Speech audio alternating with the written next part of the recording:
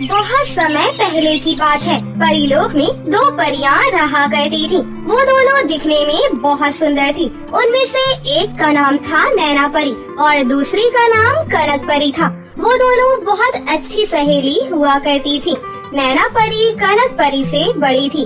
वो बहुत दयालु स्वभाव की थी, जबकि कनक परी नैना परी से ज्यादा सुंदर थी, जिस कारण कनक परी को खुद पर बहुत घमंड था।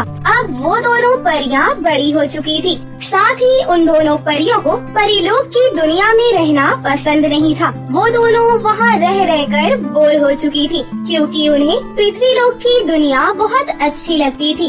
इसलिए उन दोनों ने फैसला किया कि वो दोनों पृथ्वीलोक के लड़कों से ही शादी करेंगी। इसी तरह पृथ्वीलोक पर भी दो भाई अपनी माँ के साथ रहा करते थे। उन दोनों भाइयों में बहुत ही प्यार था। बड़े भाई का नाम आलोक था। आलोक अपनी पढ़ाई कर एक बड़ी सी फैक्ट्री में काम किया करता था और दूसरा भाई पूरब कॉलेज में पढ़ाई किया करता था।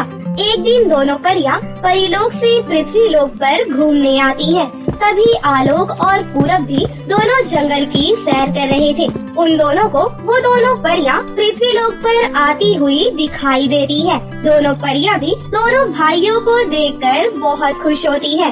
तभी पूरब आलोक से कहता है, आलोक भैया देखो, वो दोनों परियां कितनी सुंदर है। लगता है ये दोनों हमारी दुनिया घूमने के लिए आई हैं। भैया चलो परियों के पास चले, हम उन्हें पास से देखेंगे। हाँ पूरब, शायद तुम सही कह रहे हो। मुझे भी लगता है कि ये दोनों यहाँ घूमने के लिए ही आई हैं। आलोक पूरब की बात मानकर उन दोनों परियों के पास चले जाते हैं। लेकिन वो परियां जैसे ही दोनों भाइयों को देखती हैं और उन्हें देखते ही वो उन्हें अपना अपना दिल दे बैठती हैं। फिर दोनों भाई दोनों परियों को घुमाते फिराते हैं और उनकी अच्छी दोस्ती हो जाती है। इसके बाद वो दोनों परियां जब भी पृथ्वीलोक पर घूमने आती तो आलोक और पूरब से जरूर मिलती और दोनों मन ही मन सोचती है कि हम जब भी शादी करेंगे तो इन्हीं से करेंगे। फिर कुछ समय के बाद पूरब की पढ़ाई भी खत्म हो जाती है, जिसके बाद पूरब एक अच्छी कंपनी में काम करने लग जाता है। ऐसे ही एक दिन दोनों परियां जब पृथ्वीलोक पर उनसे मिलने के लिए आती हैं, तो आलोक और पूरब दोनों परियों को प्रपोज करते हैं। नैना परी, तुम बहुत सुंदर हो, पर क्या तुम मुझ जैसे आम इंसान से शादी कर सकती हो? हाँ आलोक, मुझे तो तुम बहुत पसंद हो। मैं तुमसे शादी करने के लिए बिल्कुल तैयार हूँ। इसी तरह पूरब भी कनक परी को प्रपोज करता है और कनक परी भी पूरब से शादी करने के लिए तैयार हो जाती है। फिर दोनों परियां अपनी परी माँ के पास जाती हैं और कहती हैं, माँ हम दोनों पृथ्वीलोक पर रहना चाहते हैं और हम दोनों शादी भी वहीं करना चाहते हैं। वहाँ पर दो लड़के हमें बहुत पसंद है और वो हमसे शादी करना चाहते हैं, इसलिए हम दोनों भी उनसे शादी करना चाहते हैं। माँ हम इस परीलोक की दुनिया से बहुत बोर हो चुके हैं। अब से हमें पृथ्वीलोक की दुनिया में ही रहना है। परी माँ को दोनों परियों की बात सुनकर बहुत गुस्सा आता है। फिर वो कहती है, बेटी हम परियों के लिए ये परीलोक बना है और हमें इसी दुनिया में रहना है और तुम्हें इसी परीलोक में शादी भी करनी होगी। लेकिन परी माँ मुझे इस दुनिया में नहीं रहना, मुझे तो बस पृथ्वीलोक की दुनिया में ही रहना है। अब आप हमें पृथ्वीलोक जाने की आज्ञा दे दो। मैं तुम दोनों को पृथ्वीलोक पर जाने की आज्ञा नहीं दे सकती, लेकिन हमारे परीलोक का एक नियम है कि अगर तुम जाना चाहती हो तो तुम्हें अपनी सारी जादुई शक्तियाँ परीलोक में ही छोड़कर जानी होगी। वो दोनों परियां उन लड़कों के प्यार में इतनी पागल थीं कि दोनों अपनी जादुई शक्तियाँ छोड़ने के लिए तुरंत तैयार हो जाती हैं। परी माँ हमें आपकी शर्त मंजूर है, हम अपनी शक्तियाँ छोड़ने के लिए तैयार हैं। दोनों के इतना बोलते ही परी माँ उनकी जादुई शक्तियाँ वापस ले लेती है और उन्हें पृथ्वीलोक पर जाने की अनुमति दे देती है। फिर दोनों परियां बिना शक्ति के ही पृथ्वीलोक पर आ जाती हैं और वहां आकर नैना परी आलोक के साथ और कनक परी पूरब के साथ शादी कर लेती है। शुरू में तो दोनों परियां एक साथ एक छत के नीचे बहुत अच्छे से रहती हैं। नैना परी कनक परी को अपनी छोटी बहन समझकर उससे बहुत प्यार करती है और कनक परी भी नैना परी से बहुत प्यार करती है। ऐसे ही अच्छे से दोनों के दिन बीत रहे थे। नैना परी रोज अच्छे अच्छे पकवान बनाया करती थी, लेकिन कनक परी को अच्छा खाना बनाना नहीं आता था। इसलिए आलोक और पूरब नैना परी के हाथ का खाना खाकर उसकी बहुत तारीफ किया करते थे। ये सब देखकर कनक परी को नैना परी से जलन होने लगी और वो नैना परी से छोटी छोटी बातों पर लड़ाई करने लगती है और उसे खरी खोटी सुनाती। फिर भी नैना परी कनक परी को कुछ नहीं कहती और चुपचाप अपने कमरे में चली जाती। ऐसे ही एक दिन कनक परी अपने कमरे में बेहोश होकर गिर जाती है। फिर पूरब कमरे में जैसे ही जाता है तो वो कनक परी को बेहोश देखता है और जल्दी से फोन करके अपने डॉक्टर को बुलाता है। डॉक्टर आकर कनक परी का चेकअप करती है और कहती है, घबराने की कोई बात नहीं है। कांग्रेचुलेशन, आप पिता बनने वाले हैं। मैं कुछ दवाइयाँ लिख कर देती हूँ, आप इन्हें खिला दीजिएगा, ये जल्दी ही होश में आ जाएंगी। क्या सच में डॉक्टर? सच में मैं पापा बनने वाला हूँ?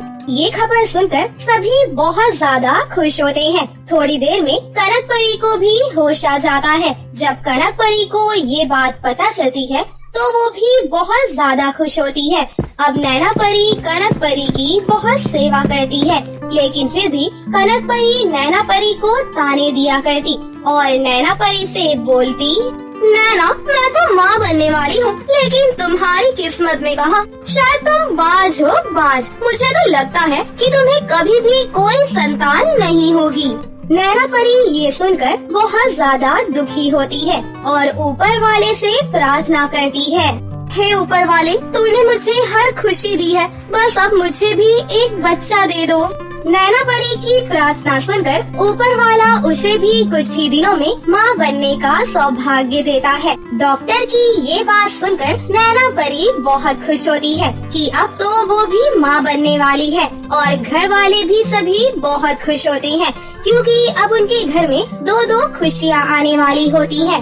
लेकिन कनक परी जब ये बात सुनती है तो उसे नैना परी से जलन होने लगती है और वो नैना परी के बच्चे को मारने की हरदम कोशिश करती रहती है। लेकिन नैना परी हमेशा से अपना और अपने होने वाले बच्चे का बहुत ज्यादा ध्यान रखती है। इस वजह से कनक परी हर बार असफल हो जाती। सब करते कराते और झगड़ते ऐसे ही 8 महीने बीत जाते हैं।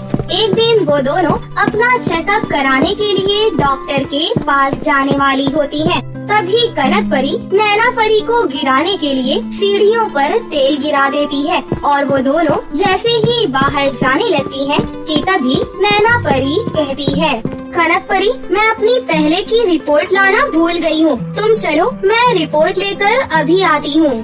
कनक परी ये भूल जाती है कि उसने सीढ़ियों पर नैना परी के लिए तेल गिराया था। कनक परी जैसे ही आगे की ओर बढ़ने लगती है तो कनक परी सीढ़ियों से नीचे गिर जाती है।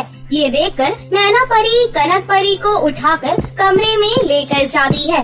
फिर वो आलोक और पूरब को फोन करके बुलाती है, जिसके बाद सभी हॉस्पिटल जाते हैं और कनक परी को एडमिट कर देते हैं। लेकिन इधर नैना परी को भी पेन होने लगता है तो उसे भी एडमिट करवाया जाता है। थोड़ी देर के बाद डॉक्टर आती है और कहती है, कांग्रेचुलेशन, सिंड्रेला परी ने 2 जुड़वा बेटियों को जन्म दिया है।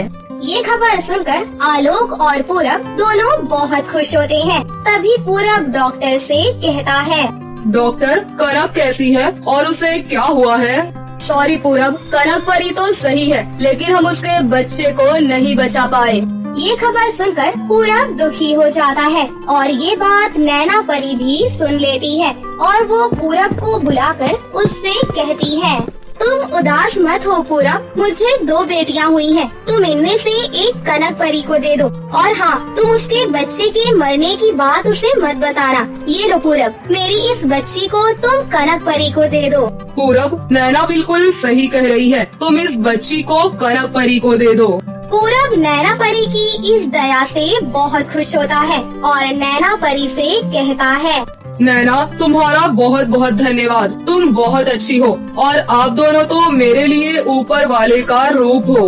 फिर पूरब दोनों बच्चियों में से एक बच्ची को कनक परी के पास ले जाकर सुला देता है और उससे कहता है, कनक परी, तुमने एक बेटी को जन्म दिया है जो बहुत प्यारी है।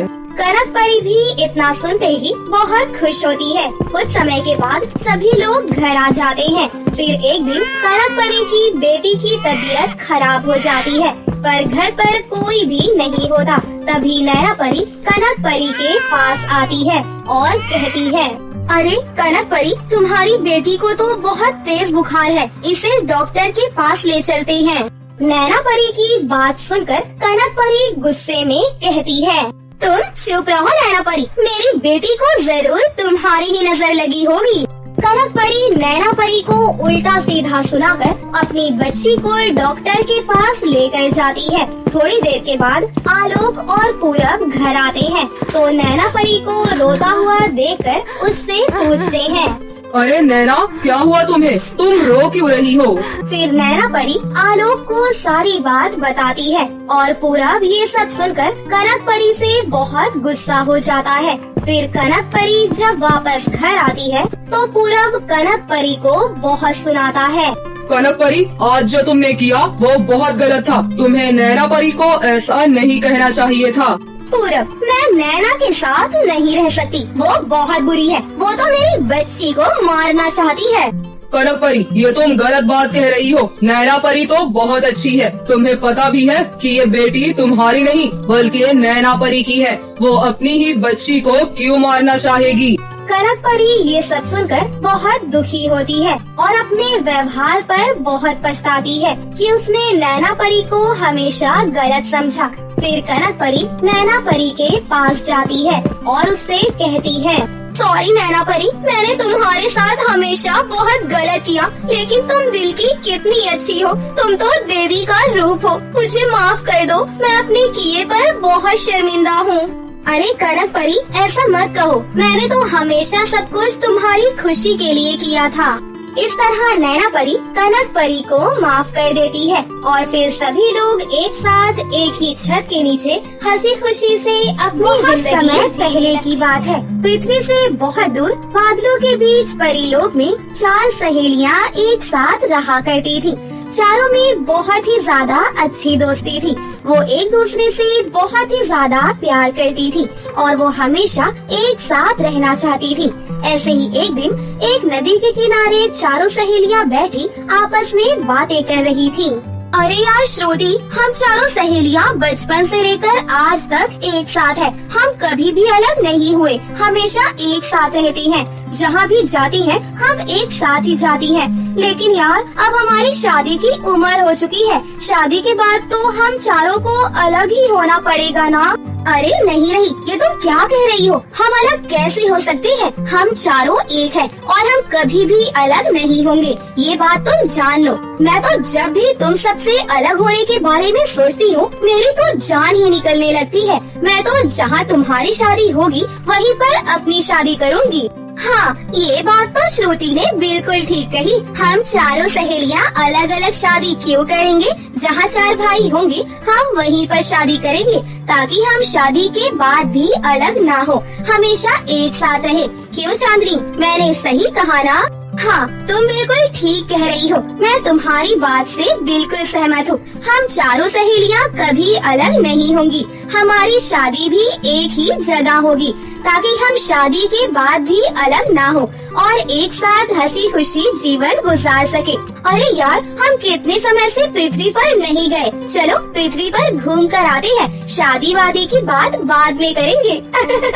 इस तरह चारों परियां आपस में बातें कर रही थी और फिर वो कुछ समय के बाद पृथ्वी लोक पर घूमने के लिए आ जाती है और पृथ्वी पर बहुत ही ज्यादा एंजॉय करती है और एंजॉय करके वापस अपने परी लोग जाने लगती हैं कि तभी उन्हें किसी के चिल्लाने की आवाज आती है। चारों परी सहेलियां वो आवाज सुनकर घने जंगल में जाती हैं, तो देखती हैं कि एक गड्ढे में एक बूढ़ी औरत गिरी हुई थी और वो बचाओ बचाओ की आवाज लगा रही थी। चारों परियां उस बूढ़ी औरत के पास जाती हैं और उसे अपनी जादुई छड़ी से गड्ढे से बाहर निकालती हैं और उसकी बहुत सेवा करती हैं। तभी वो बूढ़ी औरत चारों परियों से कहती है, अरे मेरे तो भाग्य ही खुल गए। मैं एक नहीं, दो नहीं, तीन भी नहीं, बल्कि चार परियों को अपनी आँखों से देख रही हूँ। तुम परियों ने मेरी मदद की। तुम सभी कितनी अच्छी हो। मैंने परियों के बारे में बिल्कुल ठीक ही सुना है कि परियां बहुत अच्छी होती हैं। बेटा,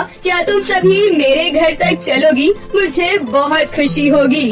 चारों परियां उस बूढ़ी औरत की खुशी के लिए उसके साथ उसके घर तक उसे छोड़ने के लिए चली जाती हैं। फिर वो बूढ़ी औरत अपने हाथों से स्वादिष्ट खाना बनाकर उन परियों को खिलाती है, जिसे खाकर चारों परियां बहुत खुश होती हैं और वो सभी जैसे ही जाने लगती हैं, तो उन्हें दरवाजे पर चार बहुत ही ज्यादा हैंडसम लड़के नजर आते हैं, जो कि फटे पुराने कपड़ों में थे और उनके चेहरे पर मिट्टी भी लगी थी। तभी संजना परी कहती है, अम्मा जी, ये चार लड़के कौन हैं जो आपके दरवाजे पर खड़े हैं और उनकी हालत बहुत ही ज्यादा खराब है। कपड़े भी बहुत ही ज्यादा फटे पुराने और चेहरे पर मिट्टी लगी है। कौन है ये? अरे बेटी, ये सभी मेरे बेटे हैं, आरव, आर्यन, अर्जुन और अर्णव, जो कि खेतों में काम करके आ रहे हैं। हमारी दुनिया में जादू से नहीं, बल्कि सब काम हाथों से ही करना पड़ता है और किस्मत हमारी इतनी अच्छी है नहीं कि काम भी हमें आसानी से मिल जाए। मेरे बेटे मजदूरी करके अपना और अपनी बूढ़ी माँ का पेट पालते हैं। ये सभी बहुत अच्छे हैं, रात दिन मेहनत करते हैं, लेकिन इनकी मेहनत का इन्हें फल नहीं मिल रहा। उस बूढ़ी औरत की बातें सुनकर चारों परियों को बहुत ही ज्यादा दुख होता है। तभी उन सभी परियों को एक आइडिया आता है और उन चारों परी सहेलियों को वो चारों भाई शादी के लिए पसंद आ जाते हैं। फिर वो परियां उनसे शादी करने के बारे में उस बूढ़ी अम्मा से बात करती हैं, जिसे सुनकर वो बूढ़ी औरत बहुत ही ज्यादा खुश हो जाती है और वो अपने चारों बेटों की शादी चारों परियों से करवा देती है। ऐसे ही चारों परियां पृथ्वी पर अपनी शादीशुदा जिंदगी व्यतीत करने लगती हैं और वो परियां अपनी जादुई शक्तियों से उस छोटी सी झोपड़ी को महल जैसा घर बना देती हैं। फिर चारों परी सहेलियां अपनी अपनी शक्तियों से चारों भाइयों के लिए अलग अलग बुटीक खोल देती हैं, जिसकी मदद से उनके घर की हालत बहुत अच्छी हो रही थी और सब एक साथ हंसी खुशी से जिंदगी व्यतीत कर रहे थे। ऐसे ही समय बीत रहा था और अब चारों परियां गर्भवती हो जाती हैं। ये खबर सुनकर कालिंदी बहुत ही ज्यादा खुश होती है। अरे मेरी प्यारी बहू, ये खबर सुनकर तो मैं बहुत ही ज्यादा खुश हूँ। मेरी चारों परी बहुएं माँ बनने वाली हैं। अरे मेरे घर में बच्चों की किलकारियाँ गूंजने वाली हैं। तुमने मुझे इस उम्र में बहुत बड़ी खुशखबरी सुनाई है। मैं तुम्हें बता नहीं सकती कि आज मैं कितनी ज्यादा खुश हूँ। माँ जी, सब कुछ तो ठीक है, लेकिन अभी हमें अपनी दिव्य शक्तियों से पता चला है कि पृथ्वी की काली शक्ति यक्षिनी चुड़ैल, जो हमेशा से परियों की दुश्मन है, उसे हमारे बारे में पता चल गया है कि पृथ्वी पर 4 परियां रह रही हैं और वो हमारे ऊपर कभी भी हमला कर सकती है और हम कुछ भी नहीं कर पाएंगे क्योंकि हम सभी अभी गर्भवती हैं और हम अपनी जादुई शक्तियों का इस्तेमाल अभी नहीं कर सकते। पता नहीं वो कब और कहां से हमारे ऊपर हमला कर दे। नहीं, ऐसा नहीं हो सकता। मैं हर बुरी शक्तियों से तुम्हें और तुम्हारे होने वाले बच्चों को बचा लूंगी। मैं तुम सभी को कुछ नहीं होने दूंगी। हम यहाँ से कहीं दूर चले जाएंगे। माँ जी, वो हमारे ऊपर अभी हमला नहीं करेगी। जब इस दुनिया में हमारी संतानें आ जाएंगी, वो तब हमारे ऊपर हमला करेंगी, क्योंकि वो हमसे ज्यादा हमारी संतानों को हासिल करना चाहती है, क्योंकि हमारी संतानें हमसे भी ज्यादा शक्तिशाली होंगी और वो उनकी शक्तियों को हासिल करके पृथ्वी और परीलोक पर राज करना चाहती है। बस हमें अपने से ज्यादा हमारी संतानों की चिंता है। यक्षिनी चुड़ैल को हम नहीं, हमारी संतान चाहिए। तुम सभी चिंता मत करो, हम सब मिलकर कोई न कोई हल निकाल ही लेंगे। वो यक्षिणी चुड़ैल कुछ भी नहीं कर पाएगी। हम तुम्हें बचाने के लिए अपनी जान दे देंगे, लेकिन तुम्हें कुछ नहीं होने देंगे। कालिंदी और उसके चारों बेटों की बात सुनकर चारों परियां थोड़ी शांत हो जाती है, लेकिन वो अंदर ही अंदर बहुत ही ज्यादा परेशान थी, क्योंकि वो अच्छी तरह से जानती थी कि यक्षिणी चुड़ैल कितनी ज्यादा खतरनाक है और वो अपना मकसद पूरा करने के लिए कुछ भी कर सकती है। ऐसे ही समय बीतता है। कालिंदी चारों परियों का बहुत ही अच्छे से ख्याल रखती है, उन्हें समय पर खाना खिलाती और उनकी बहुत ही ज्यादा सेवा करती है। और अब वो खुशी की घड़ी आ जाती है जब चारों परी बहुत ही ज्यादा सुंदर सुंदर प्यारी प्यारी जादुई 4 बेटियों को जन्म देती हैं, जिसे देखकर कालिंदी और उसके चारों बेटे और चारों परियां बहुत ही ज्यादा खुश होती हैं। और वहीं दूसरी तरफ यक्षिणी चुड़ैल बेसब्री से इस समय का इंतजार कर रही थी। फिर वो अपने साथियों से कहती है, आज तो खुशी का दिन है, क्योंकि चारों परियों ने बहुत ही ज्यादा सुंदर सुंदर बेटियों को जन्म दिया है, जो उनसे भी ज्यादा शक्तिशाली है। उनकी जादुई बेटियां।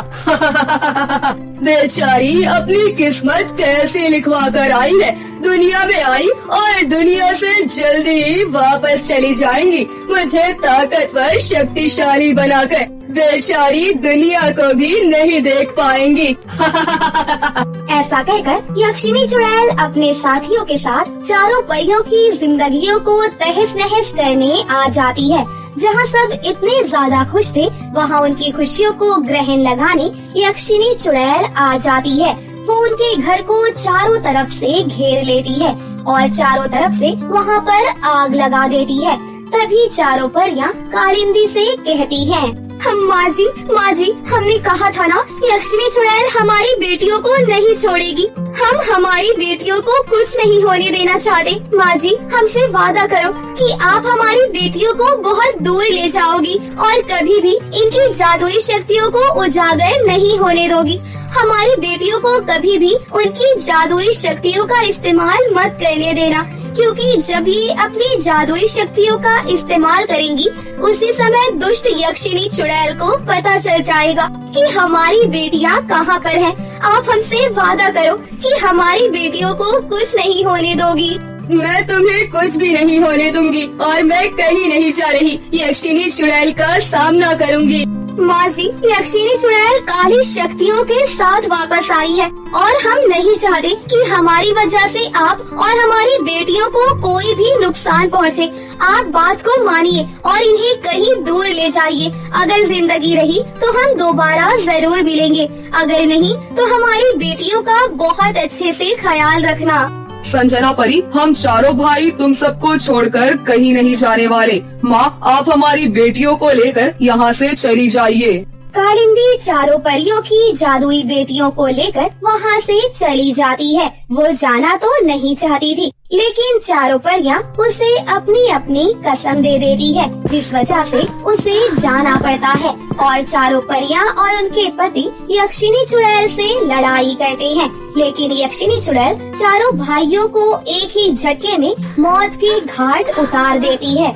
ये देखकर चारों परियों को बहुत ही ज्यादा दुख होता है। वो सभी अपने पतियों के लिए बहुत रोती हैं। फिर सभी परियां यक्षिणी चुड़ैल के ऊपर हमला करती हैं, लेकिन वो इस वक्त बहुत ही ज्यादा कमजोर थी। वो ज्यादा देर लड़ाई नहीं कर पाती और चारों परियां भी इस दुनिया को छोड़कर चली जाती हैं।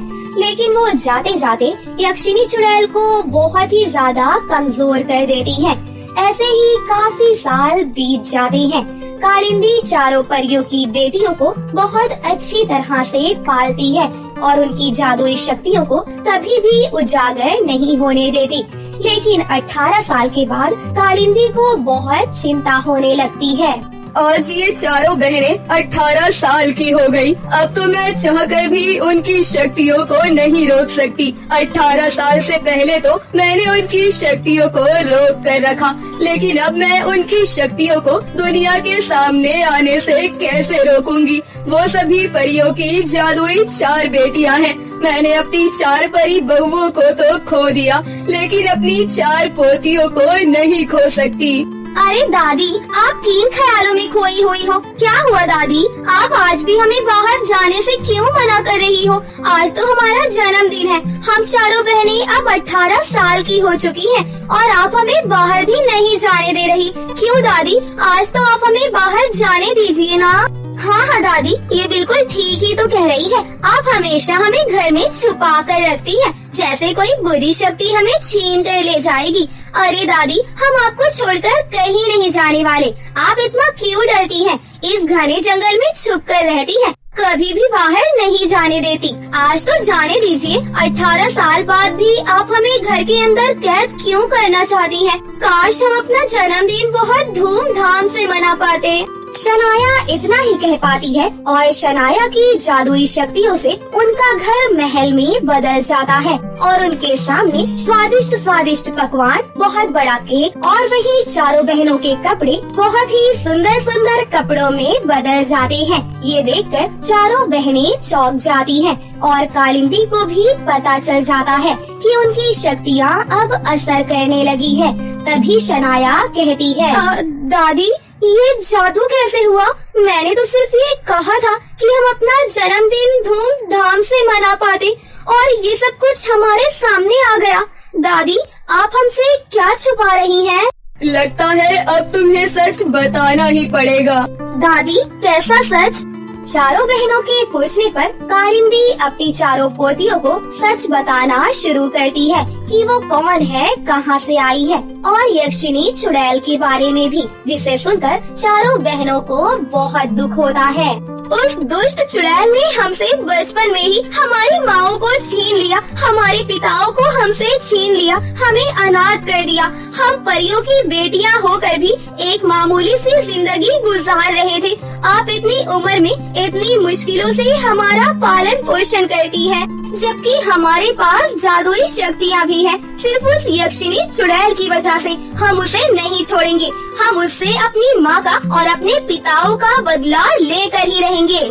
नहीं बेटा, मैंने अपनी बहू और बेटों को तो खो दिया, लेकिन मैं तुम्हें नहीं खोना चाहती और मुझसे वादा करो कि तुम कभी अपनी जादुई शक्तियों का इस्तेमाल नहीं करोगी, कभी भी नहीं। चारों परी बहनें अपनी दादी से वादा कर लेती हैं कि वो कभी भी अपनी शक्तियों का इस्तेमाल नहीं करेंगी, लेकिन यक्षिनी चुड़ैल को चारों बहनों के बारे में पता चल जाता है और वो बहुत ज्यादा खुश होती है और अपने साथियों के साथ उसी गांव में आकर दोबारा से गांव को बंजर बना देती है, चारों तरफ आग लगा देती है और ऐलान करती है, परी की जादुई चारों बेटियों, तुम जिस भी बिल में छुपी बैठी हो बाहर निकल कर आ जाओ, क्योंकि मुझे तुम्हारे बारे में पता चल गया है। तुम्हारी माँ ने मुझे बहुत ही ज्यादा कमजोर कर दिया था, लेकिन अब मैं तुम्हारी शक्तियों को हासिल करके दोबारा से शक्तिशाली हो जाऊंगी और जो मैं चाहती हूँ वो हासिल करके रहूंगी। अगर तुम अभी के अभी अपने बिल से बाहर नहीं निकल कर आई तो बेचारे मासूम बच्चों की जान चली जाएगी, जिन्हें बचाने के लिए तुम अपनी शक्तियों को मेरे सामने लेकर आई हो। अब तुम मेरे सामने आ जाओ, मुझसे छिपने का कोई फायदा नहीं है, मुझे तुम्हारे बारे में सब कुछ पता चल गया है। दादी, अब हम चुप नहीं रहने वाले। हम मासूम बच्चों की जाने जाते हुए नहीं देख सकते। उस यक्षिनी चुड़ैल को जितना खून बहाना था बहा लिया, लेकिन अब हम अपनी माँ और पिता का बदला लेकर ही रहेंगे। आज आप हमें नहीं रोकेंगी। इस तरह परी की जादुई चारों बेटियां बाहर निकलकर आ जाती हैं, जिसे देखकर यक्षिनी चुड़ैल बहुत हंसती है। और वो अपने साथियों से उनके ऊपर हमला करवाती है। लेकिन चारों बहनें बहुत ही ज्यादा गुस्से में थी। वो एक एक करके यक्षिनी चुड़ैल के सभी साथियों को मार गिराती है और सभी मासूम बच्चों को उनके चंगुल से बचा लेती है। तभी यक्षिनी चुड़ैल अपना वार करती है, जिसके वार से प्रिया और सिया दोनों जख्मी हो जाती है। लेकिन वो हार नहीं मानती और दोबारा से उठती है और यक्षिनी चुड़ैल के ऊपर हमला करती है। चारों बहनें एक हो जाती है और उनकी शक्तियाँ बहुत ही ज्यादा बढ़ जाती है और उसके बाद वो यक्षिनी चुड़ैल के ऊपर हमला करती है और उसे मार देती है। और वहीं गांव वालों को भी पता चल जाता है कि ये चारों बहनें कोई मामूली बहन नहीं बल्कि परियों की जादुई बेटियां हैं। तभी कालिंदी कहती है, मैंने आज तक तुम्हें बेकार में ही रोक के रखा था। तुमने मेरे बेटे और मेरी बहुओं की मौत का बदला ले लिया। लेकिन बेटा, अब मैं नहीं चाहती कि तुम यहाँ पृथ्वी पर रहो। तुम परी लोग वापस चली जाओ और वहाँ जाकर एक हंसी खुशी जिंदगी जियो। ये पृथ्वी तुम परियों के लिए सुरक्षित नहीं है। दादी, आपने ये कैसे सोच लिया कि हम आपको अकेला छोड़कर परी लोग वापस चले जाएंगे? हम आपको अपने साथ परी लोग लेकर जाएंगे। परी की जादुई चारों बेटियां अपनी अपनी शक्तियों से गांव वालों को बहुत सारा धन दौलत देकर अपनी दादी के साथ परी लोग चली जाती हैं और वहां जाकर एक हंसी खुशी जिंदगी गुजारने लगती है। और पृथ्वी पर दोबारा से परिलोक में एक रानी परी राज किया करती थी। रानी परी की 3 बेटियां थी और वो तीनों फल परियां थी। राजकुमारी चेरी परी, राजकुमारी ब्लूबेरी परी और राजकुमारी मैंगो परी। वो तीनों बहुत ही सुंदर और होनहार थी। रानी परी ने तीनों राजकुमारियों की देखरेख के लिए एक दासी रख रखी थी। वो दासी अपने साथ अपनी बेटी को भी लेकर आती थी, जिसका नाम मेघा परी था। धीरे धीरे मेघा परी और तीनों राजकुमारियों में बहुत अच्छी दोस्ती हो जाती है। एक दिन जब तीनों राजकुमारियां तैयार हो रही थी, तो उनको देखकर मेघा परी अपनी माँ से बोलती है, माँ, तीनों राजकुमारियाँ कितनी सुंदर लग रही है ना, और उनके कपड़े तो देखो, वो बहुत ही सुंदर लग रही हैं। माँ, कभी कभी तो मुझे इन राजकुमारियों से बहुत जलन होने लगती है। मेघा परी की बात सुनकर मेघा परी की माँ उससे कहती है, बेटी, वो राजकुमारियाँ हैं और वो सुंदर भी हैं और तुम्हें उनसे जलन नहीं करनी चाहिए और न ही ऐसी बातें सोचनी चाहिए, क्योंकि हम राजकुमारियों की दासी हैं, न कि पट्टीदार। मेघा परी की माँ हमेशा से ही मेघा परी को समझाती रहती थी, पर मेघा परी को अपनी माँ की बात कभी समझ में नहीं आती थी। पर वहीं मेघा परी और तीनों राजकुमारियों की दोस्ती हमेशा से ही अच्छी चलती आई थी। एक दिन तीनों राजकुमारियों की शादी 3 सुंदर राजकुमार भाइयों से तय हो जाती है। तभी तीनों राजकुमारी परियां अपनी माँ से बोलती हैं, रानी माँ, हम राजकुमार से शादी करने के लिए तैयार हैं, पर हमारी एक शर्त है। हम शादी के बाद मेघा परी को अपने साथ अपने ससुराल लेकर जाएंगे। तीनों राजकुमारी परियों की ये बात उनकी माँ और तीनों राजकुमार भी मान जाते हैं और इसी तरह तीनों राजकुमारियों की शादी 3 राजकुमार भाइयों से हो जाती है और वो शादी के बाद अपने ससुराल मेघा परी को भी लेकर चली जाती है। उनके ससुराल आने के बाद मेघा परी तीनों राजकुमारियों से कहती है, राजकुमारी जी, आप तीनों का महल तो बहुत ही सुंदर है और तीनों राजकुमार भी तो कितने खूबसूरत दिखते हैं ना, और आप तीनों को कितना चाहते भी हैं। आप लोग कितनी किस्मत वाली हो राजकुमारी, आपको जो इतना अच्छा ससुराल मिला। तभी एक राजकुमारी कहती है, हाँ मेघा परी, तुम बिल्कुल सही कह रही हो, राजकुमार हमें बहुत चाहते हैं। और इस तरह दिन बीतते गए और तीनों राजकुमारियां गर्भवती हो गयीं। अब पूरे राजमहल में खुशियां मनाई गयीं। सारे राज्यवासी बहुत खुश थे और अब तीनों राजकुमारियों का ध्यान राजकुमार पहले से भी ज्यादा रखने लगे थे। इधर मेघा परी राजकुमार और राजकुमारियों का प्यार देखकर अंदर ही अंदर जलती भुनती रहती है और बोलती है, अब तो तीनों राजकुमारियाँ गर्भवती हो गई हैं। अब तो तीनों राजकुमार उनका ध्यान पहले से भी ज्यादा रखने लगे हैं। अब तो मुझे राजकुमारियों से और भी ज्यादा जलन होने लगी है। सब कुछ है उनके पास, पर मेरे पास कुछ भी नहीं है। मेरा तो कोई हाल भी पूछने वाला नहीं है। मुझे कुछ न कुछ करना होगा, जिससे मैं राजकुमारियों को अपने रास्ते से हटाकर किसी एक राजकुमार से शादी कर लूं। मेघा परी ऐसा सोचकर वो राजकुमारी चेरी, मैंगो और ब्लूबेरी परी से कहती है, और राजकुमारी जी, आप तीनों दिन भर इस महल में रहती हैं। आप तो बोर हो गई होंगी ना? अभी कुछ दिनों पहले ही मुझे जंगल की तरफ एक बहुत सुंदर सी जगह पता चली है। क्यों ना आप तीनों मेरे साथ बाहर चले? मैं आपको वहाँ पर घुमा फिरा लाऊंगी और उससे आपका मन भी बहल जाएगा। तीनों फल राजकुमारी बहनें मेघा परी की बात सुनकर बहुत खुश हो जाती हैं और उससे कहती हैं, हाँ मेघा परी, तुम बिल्कुल सही बोल रही हो। हम तीनों यहाँ पूरे दिन रहकर बोर हो गए हैं। चलो हम तुम्हारे साथ घूमने आते हैं और इससे हमारा मन भी बहल जाएगा। ऐसा बोलकर तीनों राजकुमारी बहनें मेघा परी के साथ चली जाती हैं। लेकिन थोड़ी ही दूर चलने पर मेघा परी तीनों राजकुमारियों को एक कुएं के पास ले जाकर खड़ा कर देती है और उनसे बोलती है, राजकुमारी जी, इस कुएं के अंदर देखिए, आपको कुछ दिखता है क्या? फिर जैसे ही तीनों राजकुमारियाँ कुएं के अंदर झांकती हैं, तभी वहाँ पर एक विशाल इच्छाधारी नागिन बाहर आ जाती है और उनसे कहती है, अरे वाह, इतनी सुंदर सुंदर 4 नारियाँ। आज तो लगता है मेरे खाने का पूरा इंतजाम हो गया है। अब मैं तुम चारों को खा जाऊंगी और अपनी 2 महीनों की भूख को मिटा पाऊंगी। इच्छाधारी नागिन की बात सुनकर मेघा परी और तीनों राजकुमारी बहनें बहुत घबरा जाती हैं। पर तभी मेघा परी कहती है, नहीं इच्छाधारी नागिन जी, आप मुझे मत खाना, क्योंकि आप मुझे खाएंगी तो आपका पेट भी नहीं भरेगा। आप तो इन तीनों राजकुमारियों को खा जाइए। अगर आप इन तीनों राजकुमारियों को खाएंगी तो आपको एक साथ 6 भोजन मिलेंगे, क्योंकि ये तीनों राजकुमारियाँ गर्भवती हैं। इसलिए आपको इन राजकुमारियों को खा जाना चाहिए, ताकि मेरा रास्ता साफ हो सके और मैं राजकुमार से शादी कर सकूं।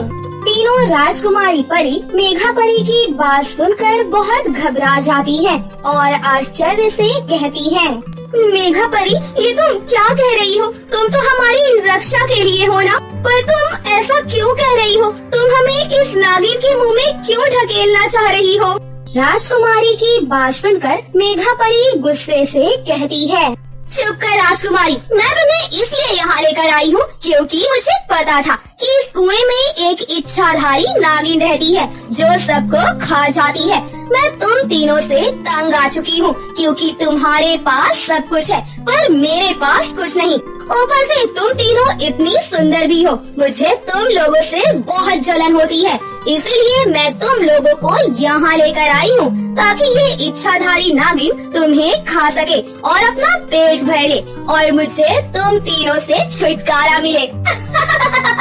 इच्छाधारी नागिन उन लोगों की बातें सुनकर अपनी शक्तियों से सब कुछ पता कर लेती है कि तीनों राजकुमारी और मेघा परी में से अच्छा कौन है। फिर वो कहती है, अरे ओ मेघा परी, मैं इन तीनों राजकुमारियों को नहीं, मैं तुझे खा जाऊंगी, क्योंकि मैंने अपनी नागमणि की शक्ति से ये पता कर लिया है कि ये राजकुमारियाँ कितनी दयालु और कितनी अच्छी हैं। लेकिन तू तो शुरू से ही इन राजकुमारियों से जलन रखती आ रही है और तू हमेशा से ही राजकुमारियों को नुकसान पहुंचाना चाहती थी, और आज भी तू इन्हें इसीलिए यहाँ लेकर आई है ताकि तू इन्हें मार डाले और खुद राजकुमार से शादी कर ले। इसलिए मैं राजकुमारियों को नहीं बल्कि तुझे मार डालूंगी। फिर इस तरह इच्छाधारी नागिन मेघा परी को खा जाती है और तीनों गर्भवती राजकुमारी बहनों को पूरी सुरक्षा के साथ उनके राजमहल पहुंचाती है। ऐसे ही काफी समय बीत जाता है और वो तीनों फल परी बहनें 3 सुंदर सुंदर बच्चों को जन्म देती हैं। और हंसी खुशी से अपनी जिंदगी की बात है। रानी परी अपने 2 बेटों और एक बेटी के साथ परी लोक पर राज किया करती थी। रानी परी के दोनों बेटे बड़े हो चुके थे, इसलिए रानी परी उन दोनों की शादी के बारे में सोच रही थी। वैसे तो ये पूरे तरीके से तुम दोनों का फैसला है, परंतु मैं फिर भी तुम दोनों को एक बात बताना चाहती हूँ। मैंने तुम दोनों के लिए बहुत ही सुंदर सुंदर फूल परियां देखी है। वो परियां स्वभाव से बहुत ही अच्छी है। अगर तुम दोनों इस रिश्ते के लिए हाँ कर देते हो तो मैं उनके माता पिता से बात कर सकती हूँ। रानी माँ, आपने जो हमारे लिए देखा या सोचा होगा वो सही होगा। इसमें आपको हमारी सलाह लेने की कोई जरूरत नहीं है। आप जो कहेंगी वो हमारे लिए हुक्म होगा। अपने बेटे की ये बात सुनकर रानी परी खुश हो जाती है, परंतु ये बात रानी परी की बेटी रुचि को अच्छी नहीं लगती। पहले ही इस महल में लोग कम है क्या, जो रानी माँ इस महल में और लोगों को ला रही है। कुछ ही दिनों में रानी परी के दोनों बेटों की बड़े ही धूमधाम से शादी हो जाती है और दोनों फूल परी बहुएं घर पर आ जाती हैं, परंतु रुचि बिल्कुल भी खुश नहीं थी। रुचि, ये दोनों तुम्हारी भाभियां हैं। ये इस महल से पूरे तरीके से परिचित नहीं है। अब ये तुम्हारी जिम्मेदारी है कि तुम इन्हें पूरा महल दिखाओ और बताओ कि कौन सी जगह कहाँ पर है, ताकि इन्हें इस महल में रहने में कोई तकलीफ ना हो। मैं आपकी यानी रानी परी की बेटी हूँ, कहीं की नौकरानी नहीं जो इन दोनों को महल के दर्शन करवाऊँ। ऐसा कहकर रुचि वहाँ से चली जाती है। तभी रानी परी कहती है, तुम दोनों चिंता मत करो। रुचि थोड़ी चिड़चिड़ी है। अगर वो तुम्हारी दोस्त बन गई, उसके बाद तुम्हें उसके साथ रहने में कोई तकलीफ नहीं होगी। वहीं दूसरी ओर रुचि मन ही मन सोच रही होती है, पहले ही मेरे दोनों भाई माँ के राज सत्ता को पाने में मेरे रास्ते में आ रही हैं और अब ये दोनों भाभियाँ भी आ गई। आखिर मैं करूँ तो क्या करूँ। धीरे धीरे समय बीतता है, क्योंकि रुचि की भाभियाँ अभी नई बहू बनकर आई थी, इसलिए रानी परी उन दोनों के लिए बहुत ही सुंदर सुंदर आभूषण, कपड़े और नई नई चीज लाकर उन्हें देती थी। और ये सब देखकर रुचि और भी ज्यादा चिढ़ने लगी थी। अब धीरे धीरे उसे अपनी भाभियों से नफरत होने लगी।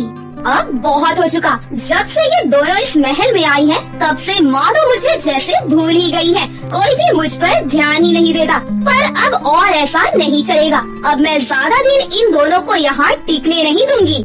ऐसा कहकर रुचि राजमहल के सभा क्षेत्र में जाती है और जोर जोर से रोने लग जाती है। जब रानी परी रुचि के रोने की आवाज सुनती है तो वो बाहर आती है और फिर वो रुचि से पूछती है, क्या हुआ रुचि, सब ठीक तो है ना? तुम इस तरीके से रो क्यों रही हो? कुछ भी ठीक नहीं है माँ। आप जो अपने लिए बहुएं लाई हैं, वो बहुत ही दुष्ट है।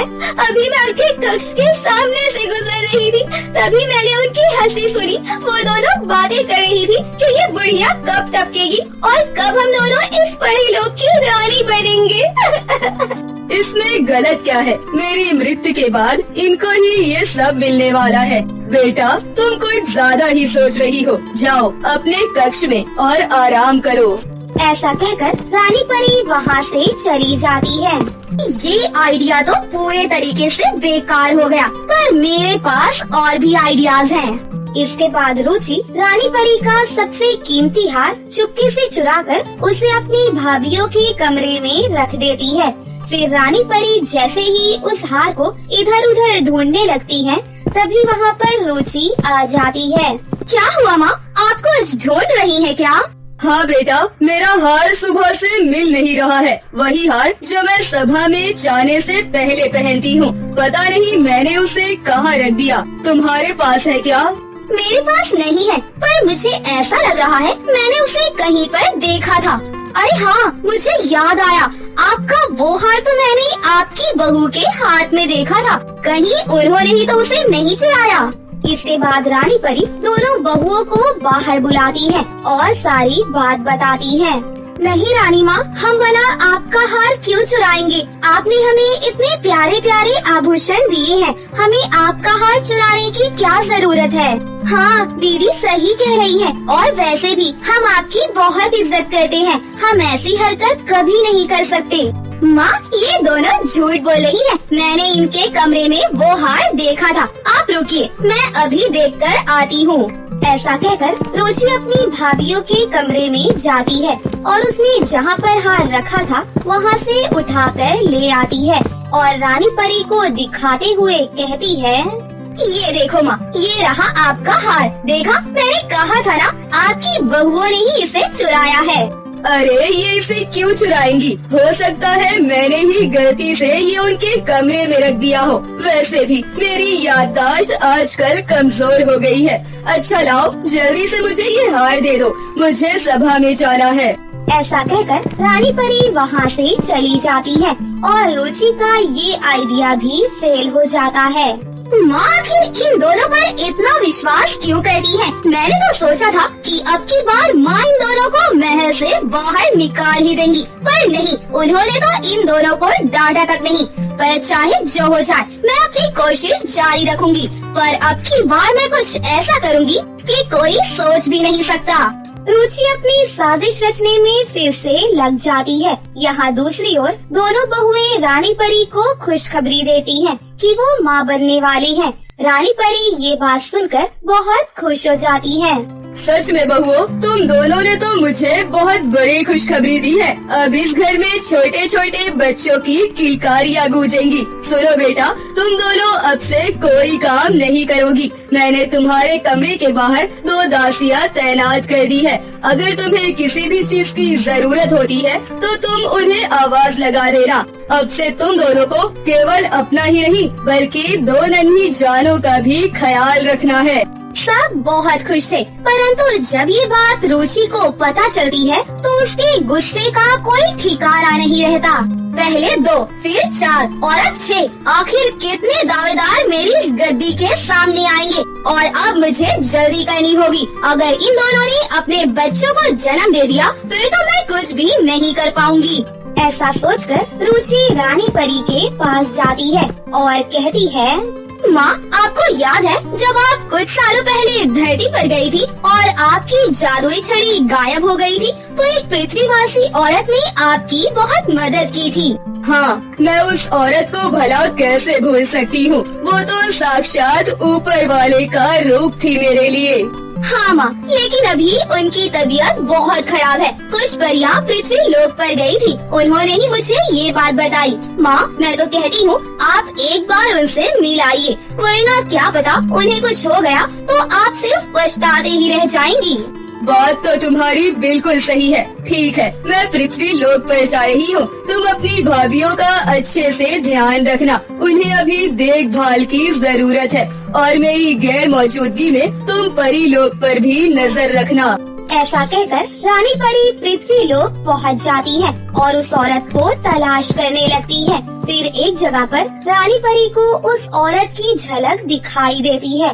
रानी परी वहाँ जाती है तो वहाँ एक गुफा होती है और जैसे ही रानी परी गुफा के अंदर जाती है वो झलक अचानक से गायब हो जाती है और उस गुफा का प्रवेश द्वार एक बहुत ही बड़े पत्थर द्वारा बंद हो जाता है। और ये सब किया धरा होता है रुचि का। रुचि ने ही ये सारा खेल रचा होता है। ये सब करके रुचि वापस से परीलोक आ जाती है और अपनी माँ यानी कि रानी परी का रूप धारण कर लेती है। अब देखती हूँ कौन मुझे रोक पाता है। ऐसा कहकर रुचि रानी परी के रूम से अपनी भाभीियों के पास जाती है और कहती है, सुनो, बहुत आराम कर लिया तुम दोनों ने। अब जाओ और जाकर राजमहल के सारे काम करो। जी, आप कैसी बातें कर रही हैं रानी माँ? ये सारे काम तो दासियों के हैं और दासियाँ ये सारे काम बहुत अच्छे से कर रही हैं। फिर हमें ये काम करने की क्या जरूरत? मैंने सारी दासियों को छुट्टी दे दी है। अब से सारे राजमहल का काम तुम दोनों मिलकर करोगी। पर रानी माँ, हम दोनों गर्भवती हैं। इस हालत में हम इतना काम कैसे कर सकते हैं? वो सब मैं नहीं जानती। मैंने जितना कहा है उतना करो और ये मेरा हुक्म है। इसके बाद मजबूरी में दोनों फूल परी बहुएं राजमहल का सारा काम करने लगती हैं। फिर जैसे ही वो थोड़ी देर बैठती हैं, तभी रुचि वापस से रानी परी का रूप लेकर वहाँ पर आ जाती है और कहती है, अरे तुम दोनों यहाँ बैठ क्यों गई? रानी माँ, राजमहल का सारा काम हो गया। अच्छी बात है। अरे हाँ, मैं तो तुम्हें बताना भूल ही गई थी कि राजमहल की पानी की सप्लाई कट चुकी है, इसलिए अब तुम्हें परीलोक की नदी से मटका भर भर के पानी लाना होगा और राजमहल की पानी की टंकी को भरना होगा। रानी माँ, ऐसा करना हमारे बच्चों के स्वास्थ्य के लिए बिल्कुल ठीक नहीं होगा। मैं तुम दोनों से ज्यादा अच्छे तरीके से जानती हूँ कि क्या करना ठीक होगा और क्या करना नहीं, इसलिए जो कहा है अपना मुंह बंद करके करो। दोनों फूल परी बहुएं कुछ नहीं कह पाती और मटका लेकर पानी भरने चली जाती हैं। जब बाकी परियां ये दृश्य देखती हैं, तो वो हैरान रह जाती हैं। ये क्या? ये तो रानी परी की बहुएं हैं, पर ये इस हालत में नदी में से पानी लेने क्यों आई है? बात तो तुम्हारी बिल्कुल सही है। इस हालत में तो इन्हें बिल्कुल आराम करना चाहिए, फिर ये इतना काम क्यों कर रही हैं? क्या हुआ है? आखिर तुम दोनों ऐसी हालत में इतना काम क्यों कर रही हो? ये सब हम अपनी मर्जी से नहीं कर रहे, ये सब रानी परी का आदेश है। रानी परी की बहू की ये बात सुनकर सभी परियां रानी परी के बारे में अपनी अपनी राय बनाने लग जाती हैं। यहाँ दूसरी ओर जब रुचि का अपनी भाभीियों से इतना काम करा कर भी मन नहीं भरता, तो वो एक बहुत ही घिनौना प्लान बनाती है और अपनी दोनों भाभीियों को परीलोक की सबसे ऊंची चोटी पर ले जाती है। क्या हुआ रानी माँ, आप मुझे और दीदी को यहाँ क्यों लेकर आई हैं? वो तो तुम्हें अभी पता चल जाएगा। ऐसा कहकर रुचि अपनी दोनों भाभीियों को चोटी के किनारे तक ले जाती है और फिर एकदम से उन दोनों को धक्का दे देती है। वो दोनों खुद को संभाल नहीं पाती और तेजी से नीचे गिरने लगती है। वो दोनों हवा में होती हैं। तभी वहाँ पर असली रानी परी आ जाती है और अपनी शक्तियों से अपनी दोनों बहुओं को बचाकर चोटी के ऊपर ले आती है। अपनी माँ को देखकर रुचि वापस अपने रूप में आ जाती है। जब रानी परी को रुचि की सारी हरकतों का पता चलता है, तो उन्हें बहुत गुस्सा आता है। मुझे ये तो पता था कि तुम गुस्से वाली हो और थोड़ी जिद्दी भी हो, पर तुम इतना गिर जाओगी ये मैंने कभी नहीं सोचा था। अब जो तुमने किया है उसका दंड तुम्हें मिलकर रहेगा। ऐसा कहकर रानी परी रुचि को ले जाकर परीलोक की काल कोठरी में बंद कर देती है और इसके बाद परीलोक की सभी परियों को बुलाकर एक सभा रखती है, जहाँ पर रानी परी सभी परियों को रुचि द्वारा किए गए अपराधों के बारे में बताती है। रुचि ने जो भी किया उसके लिए मैं आप सभी से माफी मांगती हूँ और खासकर अपनी बहुओं से। मेरी बेटी की वजह से आप लोगों को बहुत कुछ झेलना पड़ा। आप ऐसा मत कहिए रानी परी, जो भी हुआ उसमें आपकी कोई गलती नहीं। हाँ रानी माँ, बल्कि आपने तो हमारी जान बचाई है। अगर आप नहीं होती तो शायद हम दोनों जिंदा नहीं होते।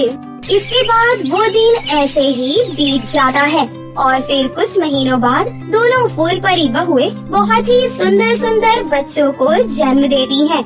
रानी परी उन्हें देखकर बहुत खुश होती है और इस तरह वो लोग हंसी खुशी से पुरानी बात है। रानी परी की 5 खूबसूरत बेटियां थी। रानी परी अपनी 5 परी बेटियों से बहुत प्यार करती थी। रानी परी की 5 बेटियां जब बड़ी हो जाती हैं, तब रानी परी उन्हें अपने पास बुलाती है और कहती है, सुनो बेटियों, तुम 5 आज 18 साल की हो चुकी हो। आज से तुम सभी अपने अपने जादू का इस्तेमाल कर सकती हो, लेकिन तुम सभी को एक नियम का पालन करना पड़ेगा। लेकिन माँ, वो कौन सा नियम है जिसे हमें मानना पड़ेगा? मेरी प्यारी बेटियों, वो ये है कि तुम 5 बहनों में से कोई भी और कभी भी ये परीलोक छोड़कर पृथ्वी लोक पर नहीं जा सकती और तुम्हें शादी भी परीलोक वासी से ही करनी पड़ेगी और पृथ्वी लोक के किसी इंसान के साथ तुम्हारा कोई संबंध नहीं हो सकता। ये सुनने के बाद 5 बहन को बहुत बुरा लगता है और वो सभी नाराज हो जाती है। क्योंकि उन पांचों परियों को पृथ्वी लोक पर घूमना बहुत पसंद था। दरअसल 18 साल होने से पहले वो पांचों बहुत बार पृथ्वी लोक पर घूम चुकी थी। तभी एक परी कहती है, लेकिन माँ, हमें तो पृथ्वी लोक पर घूमना बहुत पसंद है और हम लोग बहुत बार पृथ्वी लोक पर गए भी हैं। लेकिन अब मैं कह रही हूँ ना, 18 साल के बाद कोई भी परी पृथ्वी लोक पर घूमने नहीं जाती है। अब तुम लोगों पर बहुत खतरे आ सकते हैं, क्योंकि पृथ्वी के लोग अच्छे नहीं होते। वो कुछ न कुछ तुम्हारे साथ गलत कर सकते हैं। इसलिए हम लोगों ने बहुत सालों पहले ये नियम बनाया है। कोई भी परीलोक के इस नियम को नहीं तोड़ता। अपनी माँ की सारी बातें सुनकर पांचों बहनें उदास होकर अपने कमरे में चली जाती हैं, क्योंकि उन्हें पता था रानी परी जो एक बार बोल देती है वही होता है। फिर पांचों परियां आपस में बातें करती हैं। ऐसे कैसे चलेगा? हमें तो पृथ्वी लोक पर घूमना बहुत पसंद है, लेकिन माँ ने कहा है तो हमें तो उनकी बात माननी ही पड़ेगी। अरे, अगर हम लोग चुपके से वहाँ पर जाएंगे तो माँ को कुछ भी पता नहीं चलेगा और हम लोग मजे से पृथ्वी लोक पर घूम भी सकते हैं। अरे हाँ, ये तो बहुत अच्छा आइडिया है। हम लोग पृथ्वी लोक पर इसी तरह घूम सकते हैं। उसके बाद पांचों परियां बिल्कुल ऐसा ही करती हैं। अब हर महीने जिस दिन उनकी रानी परी माँ किसी भी काम के लिए परीलोक से बाहर जाती हैं, तो वो पांचों उसी समय का फायदा उठाती हैं और वो पांचों परियां परीलोक से पृथ्वी लोक घूमने चली जाती और रानी परी के वापस आने से पहले फिर से परीलोक वापस चली जाती है। ऐसे ही ये पांचों परियां छुप छुपा कर पृथ्वी लोक पर आया जाया करती और खूब मस्ती करती। लेकिन पृथ्वी लोक पर 5 दोस्त थे। पांचों दोस्त बहुत ही ज्यादा लालची थे।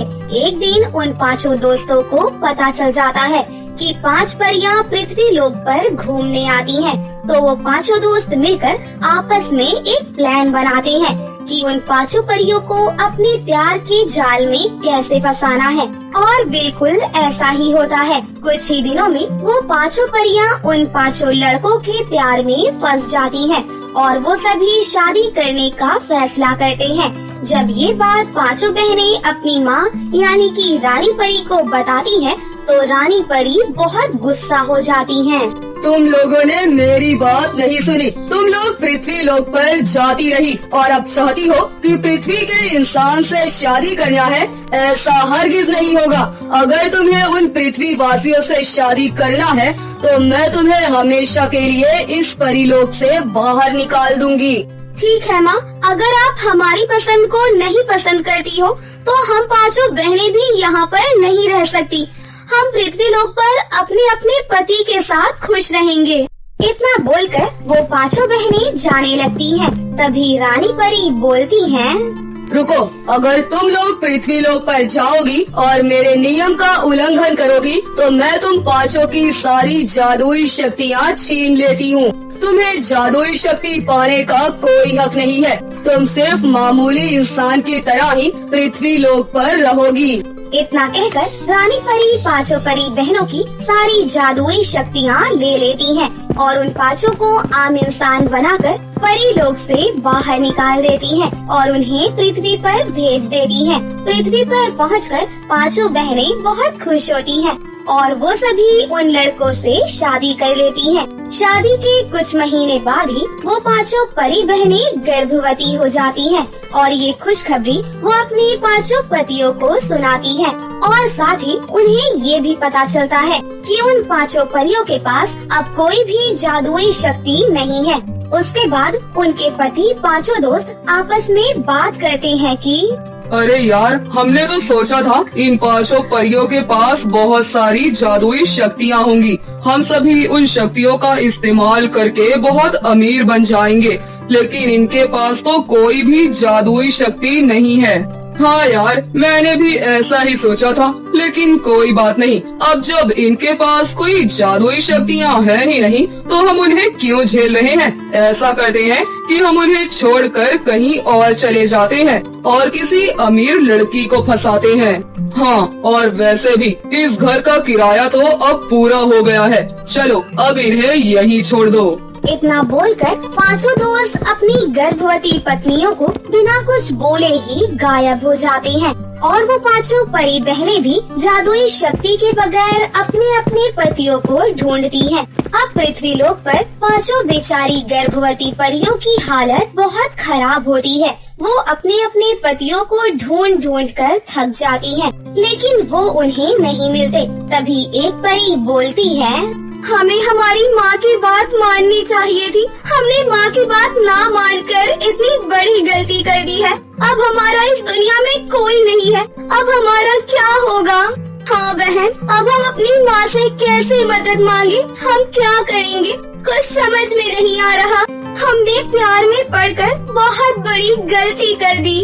ऐसे ही पांचों बहनें बहुत ही परेशान और उदास थीं और अपनी माँ को याद कर रही थीं। तभी अचानक उनकी माँ रानी परी वहाँ पर प्रकट हो जाती है और उनको इस हालत में देखकर बोलती हैं, सुनो, तुम लोगों ने गलती की है और उसकी सजा तुम्हें मिल रही है। मैं तुम्हें तुम्हारी जादुई शक्तियाँ वापस नहीं कर सकती, लेकिन मैं तुम सभी को एक जादुई छड़ी देकर जा रही हूँ।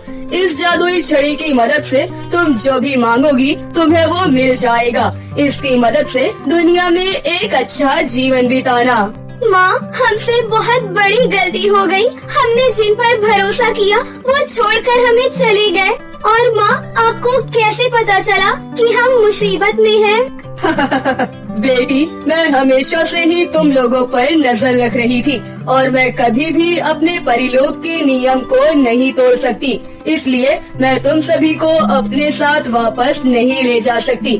लेकिन चिंता मत करना, मैं तुम लोगों से मिलने जरूर आया करूँगी। अब मैं चलती हूँ। माँ, आपका बहुत बहुत शुक्रिया। हमारी गलती के बावजूद भी आपने हमारी मदद की। आपका बहुत बहुत शुक्रिया माँ। इतना बोलकर रानी परी वहाँ से चली जाती है। उसके बाद पांचों परी बहनें उस जादुई छड़ी की मदद से अपने लिए एक बहुत बड़ा सा घर मांगती है। क्योंकि वो परियां बहुत समय से भूखी थीं, इसलिए वो जादुई छड़ी से अपने लिए ढेर सारा खाना मांगती है और आराम से सभी खाना खाते हैं। ऐसे ही 9 महीने बीत जाते हैं और वो पांचों परियां 5 सुंदर सुंदर बच्चों को जन्म देती हैं और उस दिन के बाद से वो अपने बच्चों के साथ एक खुशहाल जिंदगी गुजारती हैं। तो दोस्तों, कैसी लगी आपको हमारी ये कहानी? अगर आपको हमारी कहानी अच्छी लगी हो तो इसे जरूर लाइक करें। साथ ही हमारे चैनल को सब्सक्राइब भी कर लें और बेल आइकन को दबाना ना भूलें। मिलते हैं अगली वीडियो में। धन्यवाद।